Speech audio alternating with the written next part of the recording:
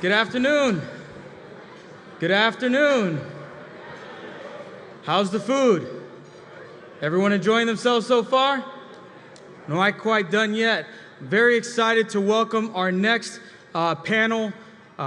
It's importantly titled, Industry Roles in the Talent Pipeline, Some Assembly Required. I'm excited for these four speakers, and I cannot wait to introduce our moderator for this session. She is the Deputy Director of the National Initiative for Cybersecurity Education. You know her, you love her, Miss Marian Merritt, and I invite all of our panelists to join me on stage. Thank you very much. Thank you. That was nice. Wow, look at this amazing crowd. Hi, everybody. All right, so what a great group. But I have to ask, how many of you were here yesterday for Helen Patton's keynote? Can I just have a show of hands? All right, so that was pretty amazing. But if you've missed it, we will have a recording of that and the other keynotes and panels up on our YouTube page in a few weeks. So, don't feel like you have FOMO if you missed it. Because it was great, but so are all the panels you've been hearing, I'm sure. Here were some of the concepts that she shared, though. There is not a single path to cybersecurity work roles, and even among those very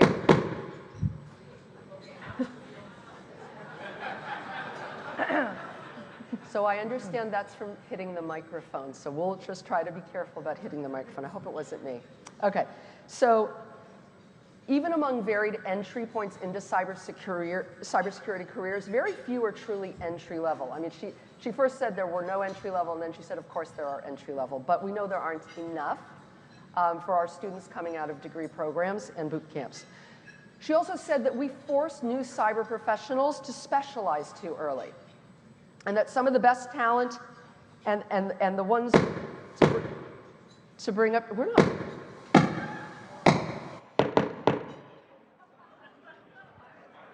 We're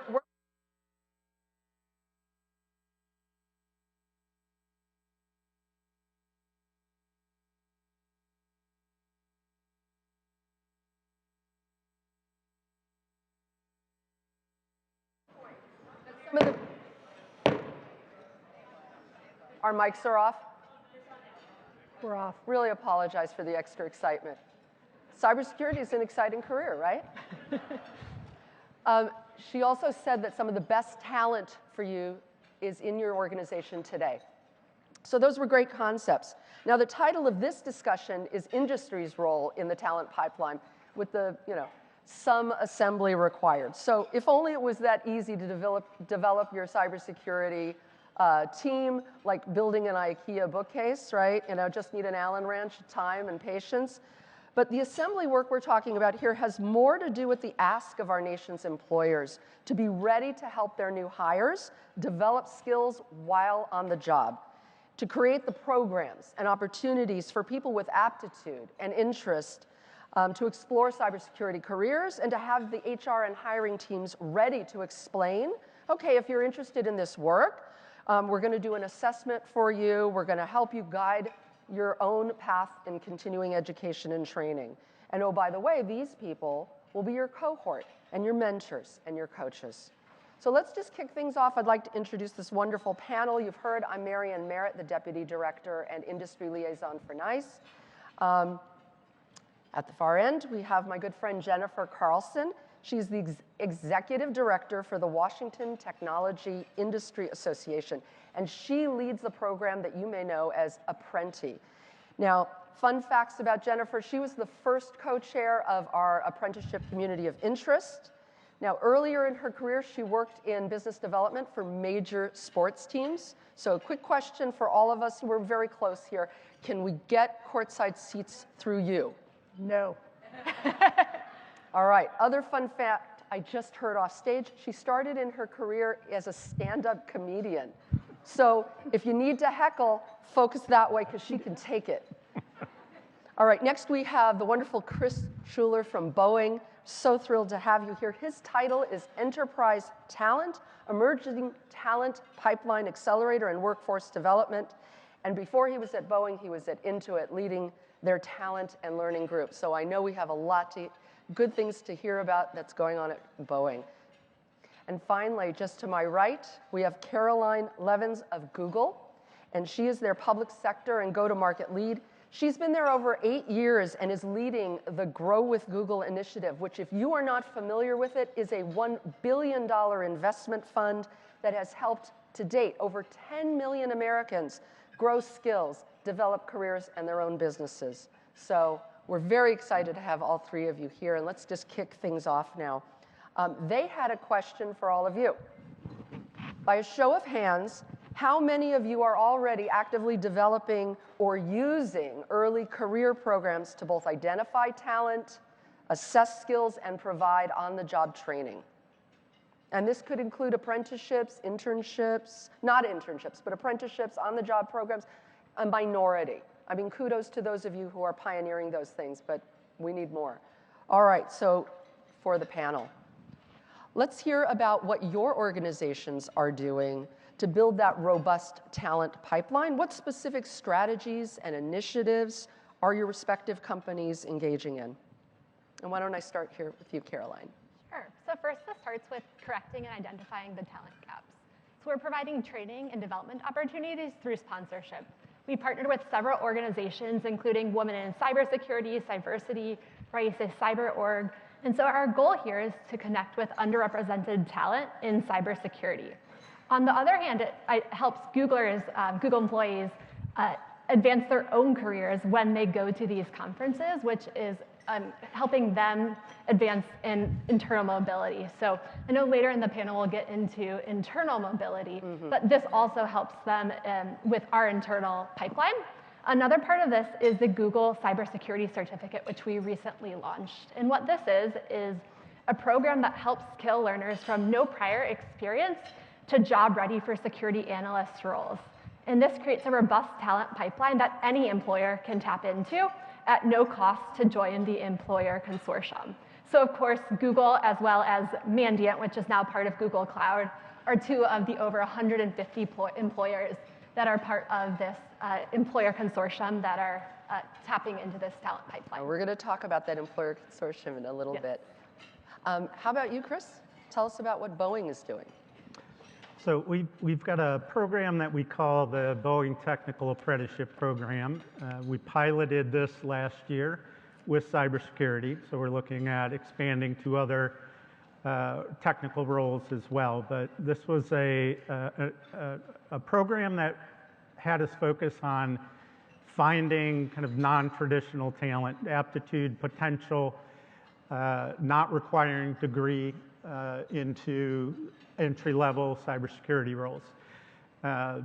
The challenge in doing that was defining entry level, and there's many different cybersecurity roles across the company, and so how do we define what that entry level is and what is the learning that's required? But the program, in short, is a training program up front, condensed, about 3 months of intense hands-on, lab-based, project-based training that gets them those core foundational skills, and then they transition to on the job, and they start to shadow and learn the job and the role, and then they start to do it. And as they go through that, they kind of check off their proficiency and competency as it relates to the specific job that they're going to be kind of targeted for at the end of the program. So our goal being at the end of the program to transition 100% of them into full-time roles in cybersecurity. We were successful in our pilot. We had 13 in our pilot, all 13 just in the last month or two, all transitioned into full-time entry-level roles in the company. And we've got a second cohort that we're starting up this summer. Oh, that's fantastic. And I think when we've talked about this program previously, these were internal employees already, but in very different skill areas, correct? These were all external hires, okay. But they're full-time Boeing employees from day one. Got so they've full benefit and employed in the company. one of the things we talk about learning that they can also take advantage of is our Learning Together program, which we fund and pay for higher education programs that they take during, and some did that during our program as well. Oh, that's fantastic. So same question over to you, Jennifer, but maybe your perspective is, probably even more broad, seeing different employers.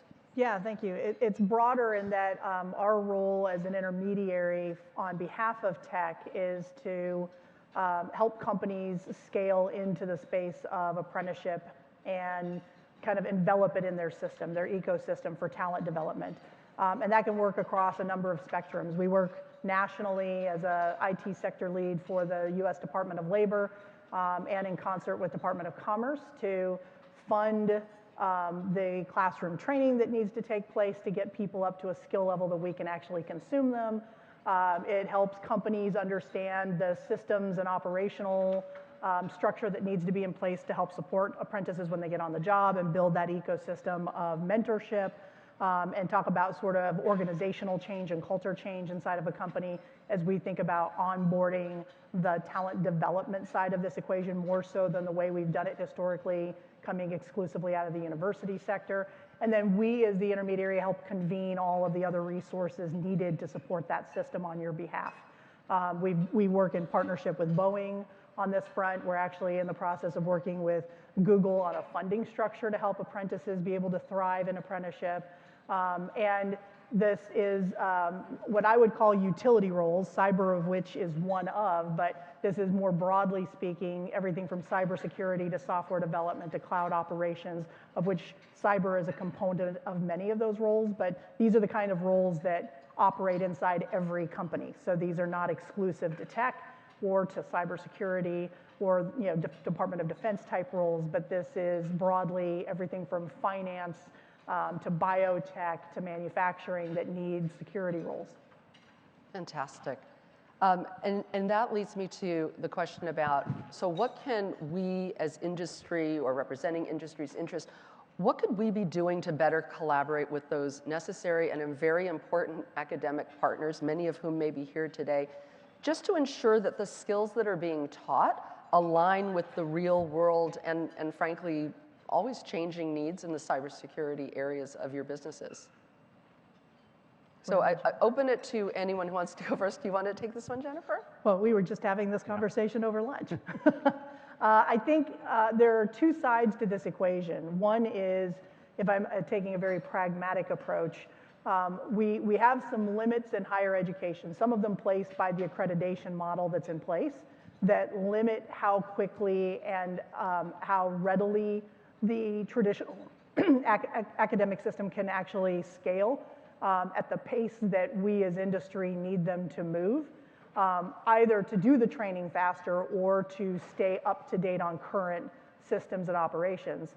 That doesn't mean we don't use higher ed as a training platform, but rather probably more on the back end, as Chris was talking about, helping people who maybe are coming through non-degreed to be able to go back and finish a degree while they're actively in the job. On the other half of this equation is we have an urgent need now, and I don't think there's enough capacity in our current higher ed system to actually close the talent gap, even if we were to accelerate admissions across all education. We wouldn't be able to close the 900,000 to 1.3 million jobs we didn't fill last year. So we have to have another ecosystem, which is where we start talking about this cottage industry of accelerated training models, from boot camps to certified corporate trainers to even the continuing education side of the .edu system that can develop and offer that training at a much more accelerated pace and is a little more nimble in their ability to address today's platforms and systems. That's where we're seeing a lot more success as it relates to the apprenticeship system. Yeah, I'd add on that I think in order for us to solve for this, we're going to need to create these kind of industry partnerships, not just with higher ed, but with other companies and with nonprofits and for-profit. I think we need to figure out how to come together because it's about defining what those kind of core skills and competencies, what the jobs are. There's not a single job for cybersecurity. There's many different paths that you could take. So, how do you focus from a skills standpoint? You're not possibly going to get somebody skilled across the entire spectrum. So how do you get them to a core level and then beyond? And what is that core level? And I think engaging in industry, like we're working with Rework America as one organization. We bring together a dozen different companies in the cyber kind of space and talk about, share best practices and talk about what we're doing and start to get that level set so that we can figure out how to engage other industry partners to scale solutions. From our perspective, we were really thinking, how can we work with academia in a way that complements their current offering so that our certificate program can benefit their courses in a way they see beneficial. So it's an and a degree instead of an or a degree. So they can either integrate it into a current course, they can offer it as a standalone course. It can be used almost like as a textbook within an existing course. With American Council on Education, with our other certificates, we're up to 15 credits. Cyber is still in progress, so not quite yet. And we're working with professors to figure out what's the best way at their university to offer the certificate program. And then they're industry vetted and product neutral. So not just teaching Google products, but preparing their students so that they teach Python, SQL, Linux, whatever skills they need to know to succeed in the field after graduation, and vetted by other employers. So employers have really beta tested them to help their students post-graduation increase their earning potentials and connect again with employers, which I know we'll talk about more, but to help them see the benefit, whether they have a liberal arts degree or whatever it might be, to gain those technical cyber skills.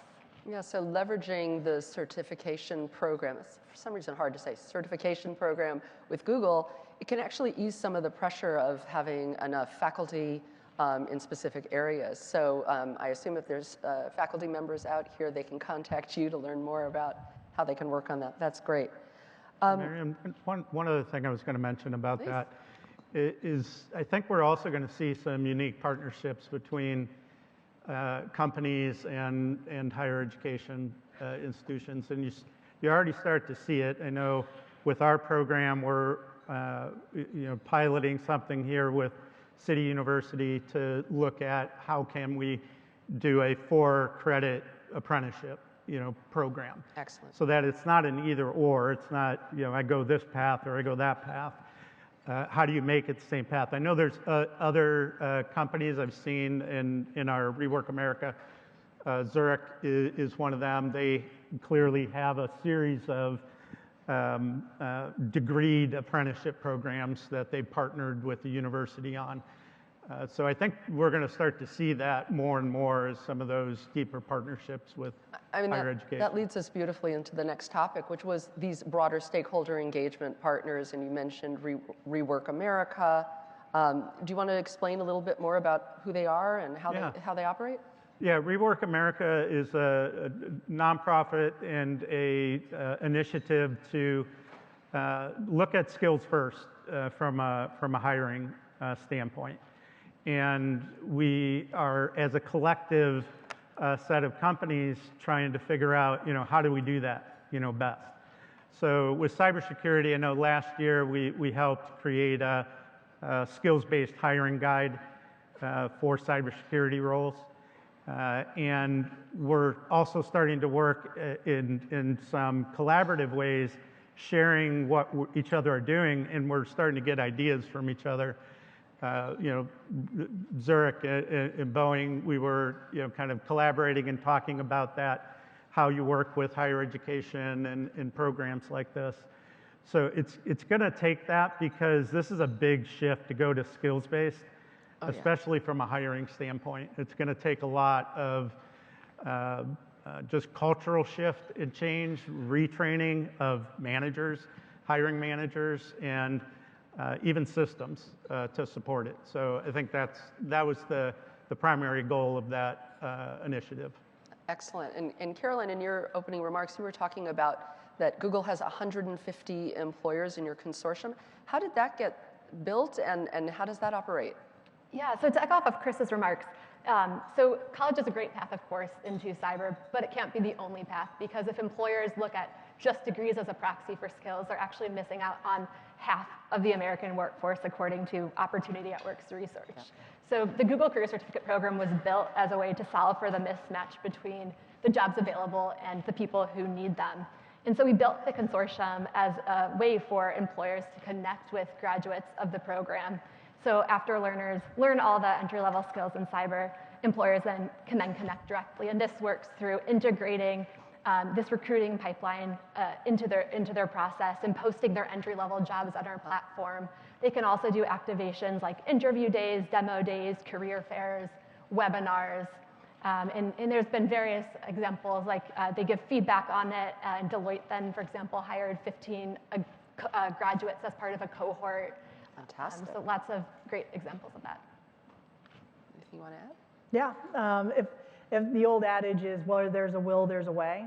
What we've encountered so far is that there seems to be a lot of coalition of the willing. What's lacking is sort of the how we transcend it down to the operational level and actually make it actionable within an organization at the level that the actual work is taking place. And so I think these are emblematic of the structure conversations that we try to work with companies on through change management, but it's that how do we move that skills-based hiring discussion forward and change how we think about talent and how we define talent.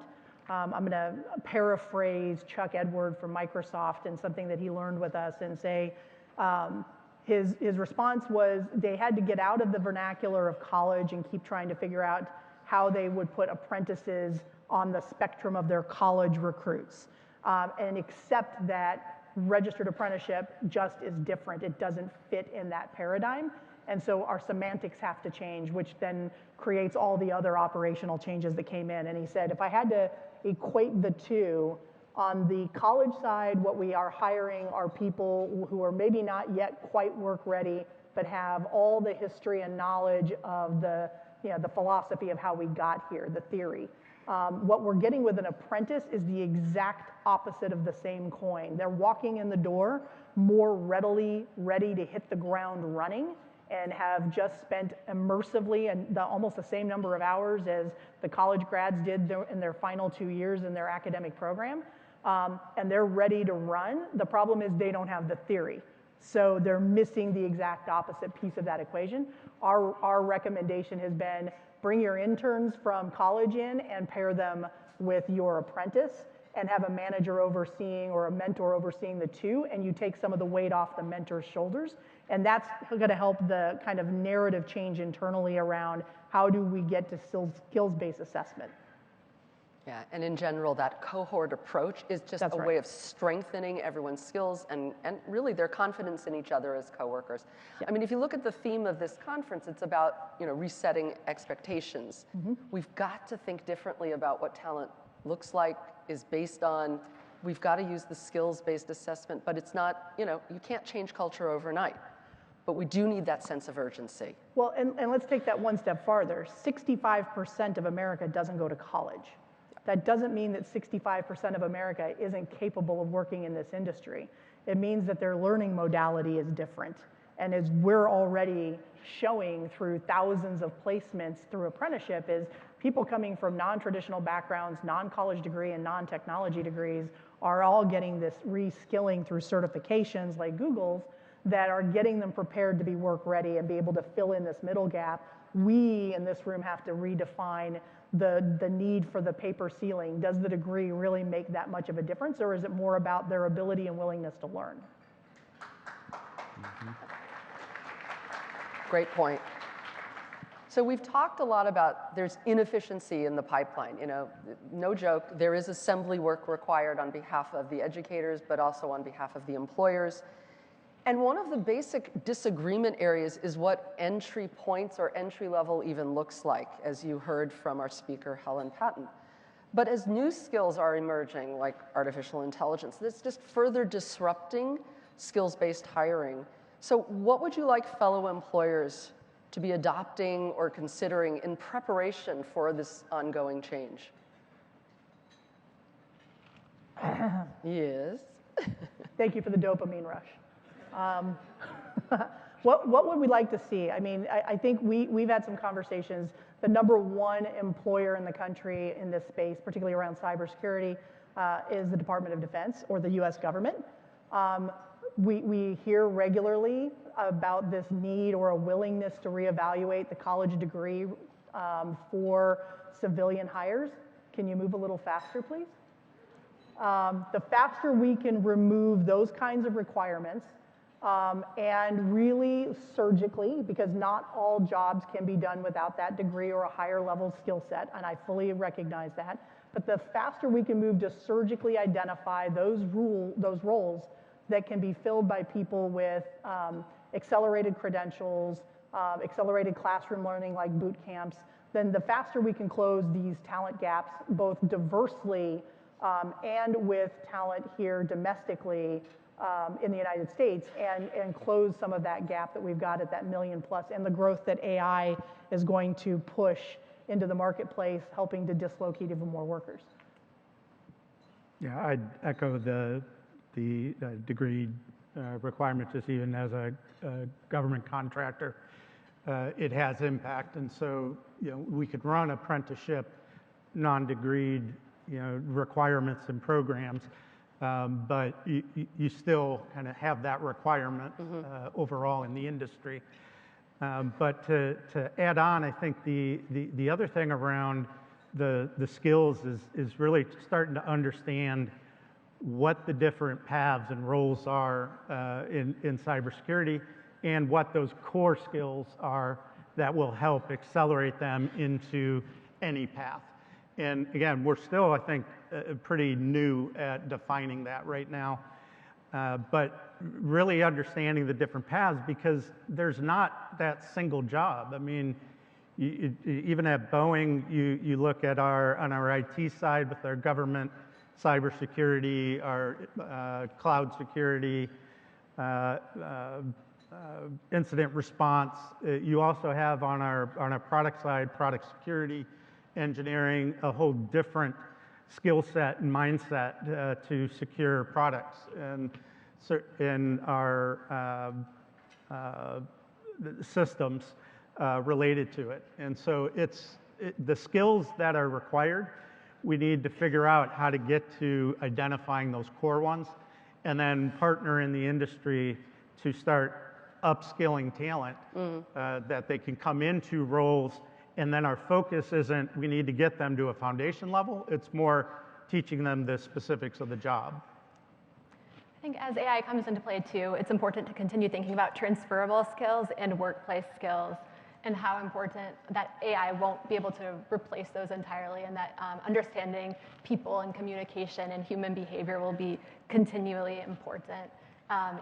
People will be able to make better decisions, stay calm under pressure. It's a really high-stress environment in cyber, and they'll be able to better avoid burnout and relate better with others, keep a positive work environment.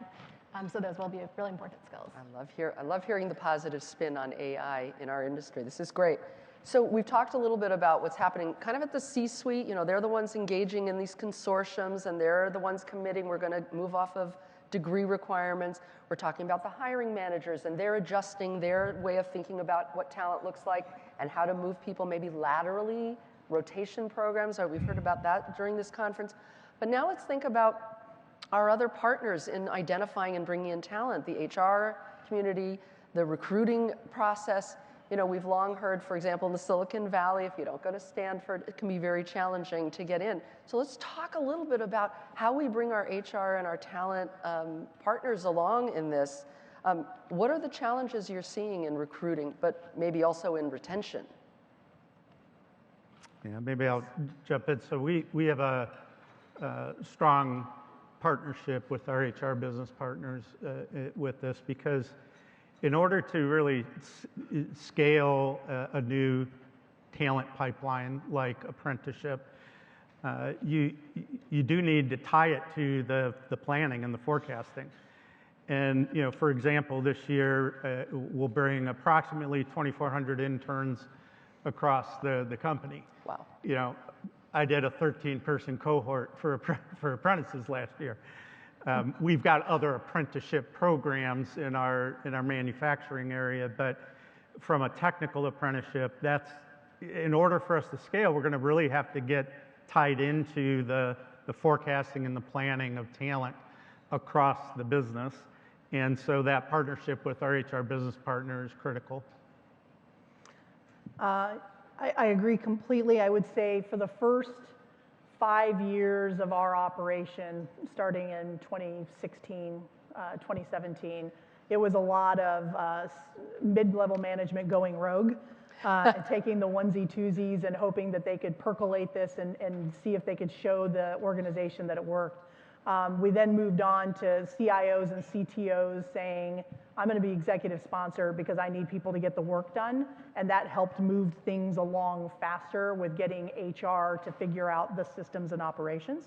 We've now started to see, I don't want to jinx this and say we're not having to push the boulder up the hill as hard, but we're starting to see some material changes operationally around the non-tech companies that have high-tech needs, shifting this to more organizational, operational structure. So the Dow Chemicals, Amgen, and the biotech space, combined with Amazon's, where we run their military program, are now looking at, we're going to start with 100, and they're bringing in 10 or 15 people across the org and saying, this is how we're going to structure it. Let's get everybody operationally up to speed on how to make this work.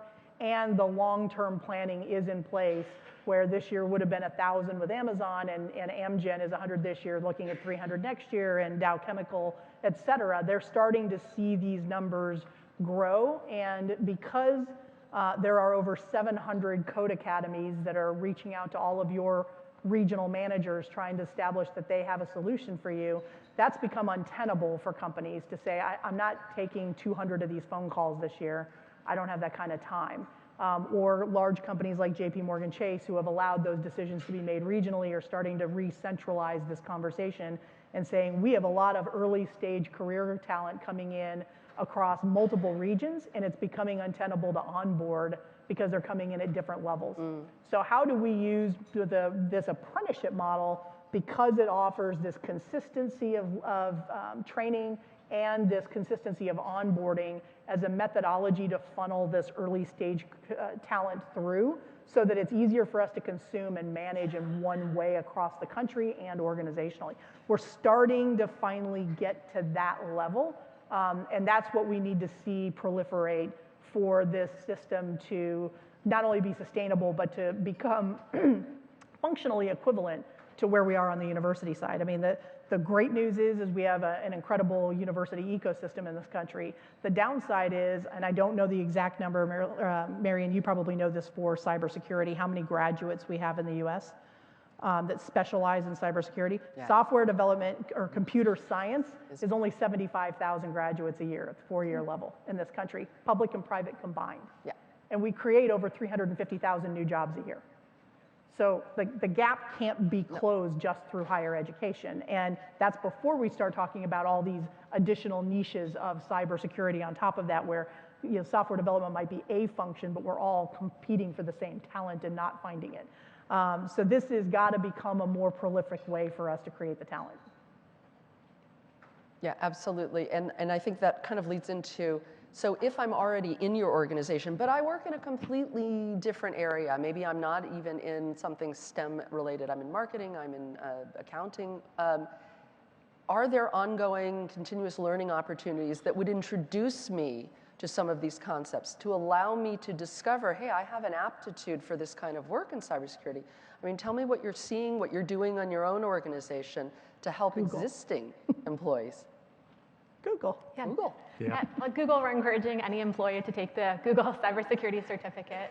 We also have a program called Hacker Camp, where it's a 6-month program employees can apply to, and this allows them to enter into a job for essentially 6 months, and they shadow a security engineer, privacy engineer, technical program manager for a couple weeks, then it's a reverse shadow, and they truly immerse themselves into the role, so they get a lot of experience for a while. There's also a lot of exercises they can engage in on a volunteer basis if you're not in cyber, to get hands-on cyber experience. So lots of opportunities for employees across the company. I think I mentioned earlier, we have our Learning Together program, which that all employees have access to higher education, programs.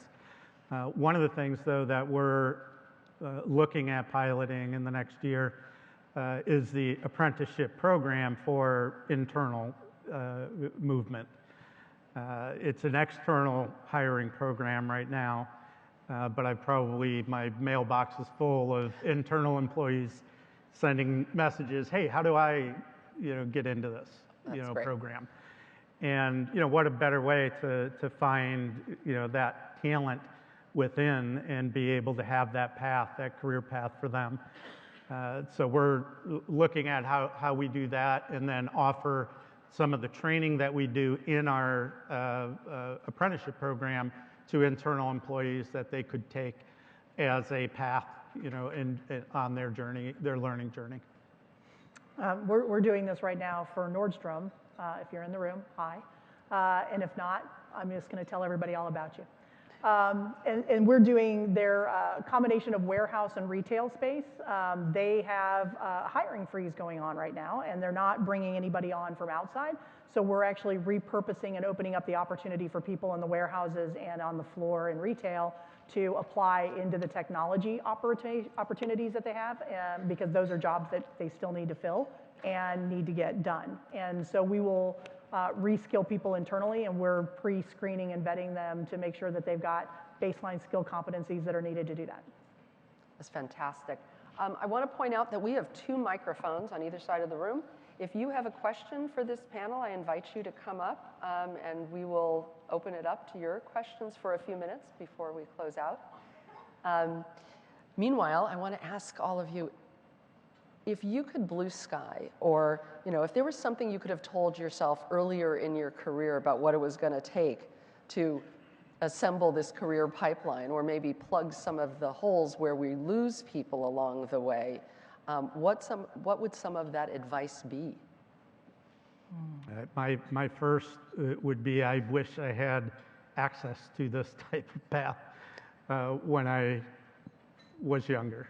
I think this was there's an incredible opportunity for people to take non-traditional paths to their career, and that's something that we didn't have. I mean, in our kind of career path, it was kind of degree or achievement signal based, and being able to open that up, I just see the potential of some of the apprentices coming in, and the life changing that it can have, on somebody in getting that opportunity. But I'd say the other thing that's a huge aspect is the retention, side of this, because as you bring apprentices in, it's definitely proven to have higher retention rates as they complete their program and move into the company and stay in the company. And I think that's a huge benefit that we can plan for. I would probably, if I could go back to 2015, when this first started with the U.S. Department of Labor, I probably would have pushed harder for one significant change that really, it involves you, but only peripherally. Working with NICE and NIST, but also other organizations, to push back on the Department of Labor's belief that the Fortune 500 would each file its own program and operate 500 versions of apprenticeship, was kind of the way they expected this to evolve. And our companies came together, most of them here in Seattle since we started here. The Microsofts, Amazons, Googles of the world sat down and said, we look more like electricians than they think we do.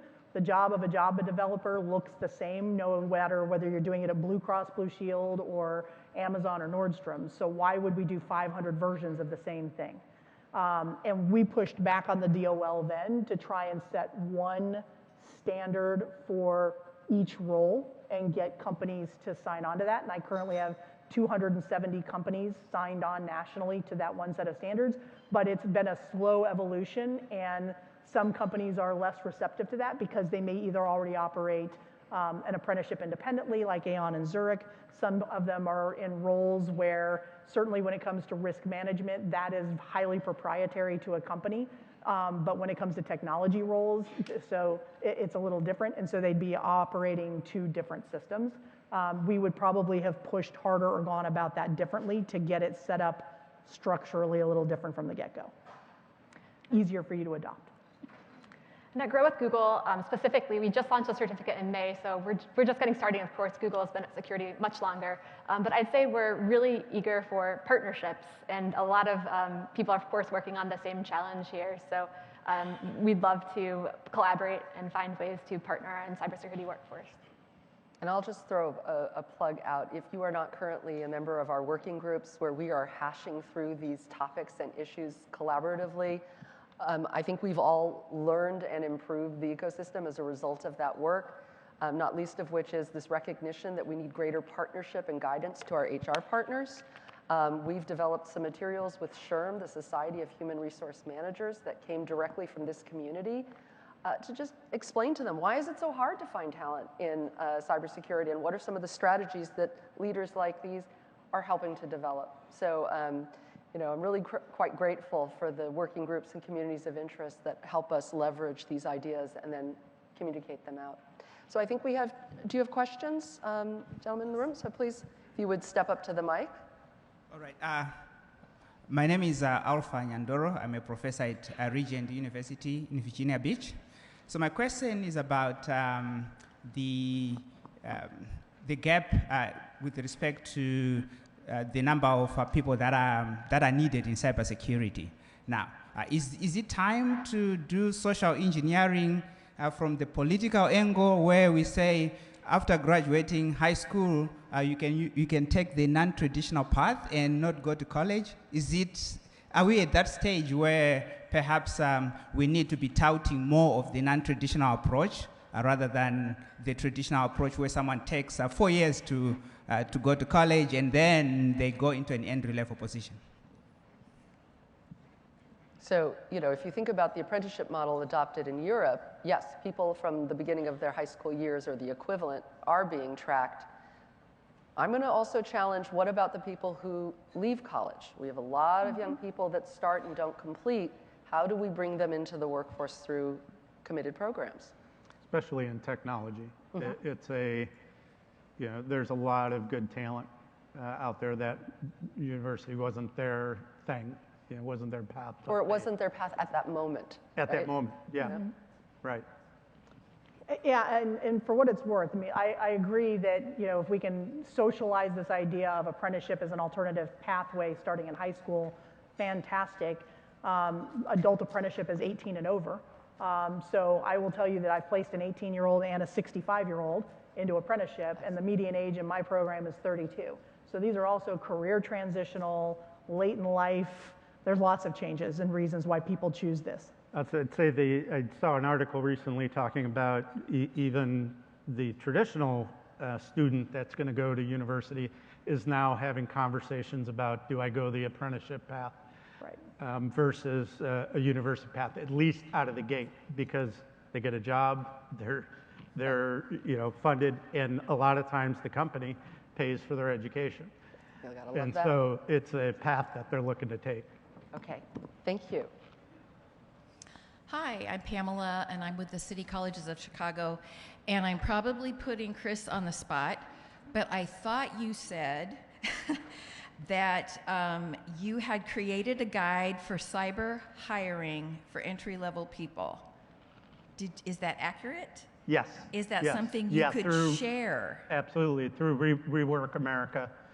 Okay. It's a toolkit that's available through the Rework America site. So I can find out what the link is for it, but it is directly through the Rework America site. Great, thank you. So I'm going to have to apologize to those of you who are lined up at the microphones. We are at time. Please, our speakers will stick around, and you can ask your questions individually. But please, could everyone join me in thanking our speakers on this panel? It's a great job. And thank all of you very much. All right.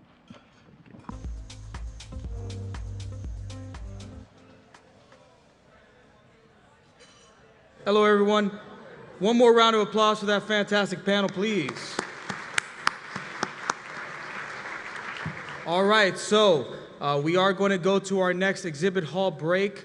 We have a series of lightning talks, so I invite you to go over to the exhibit hall and see the final 3 lightning talks in the back of that room. And then later on this afternoon, we have our breakout sessions, followed by the return here for the CAE designation ceremony. So very excited for that. We do apologize for the audio issues. We'll get that taken care of.